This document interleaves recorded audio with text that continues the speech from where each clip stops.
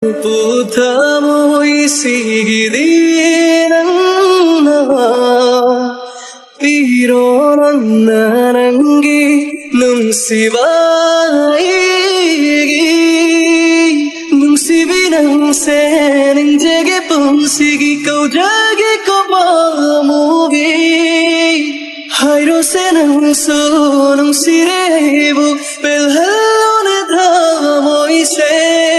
Hemali na nung sibang kanamdana kanjay Thawai de heli nai ngamdre thamoy na nung sinang takanjabang kaudai na natawdo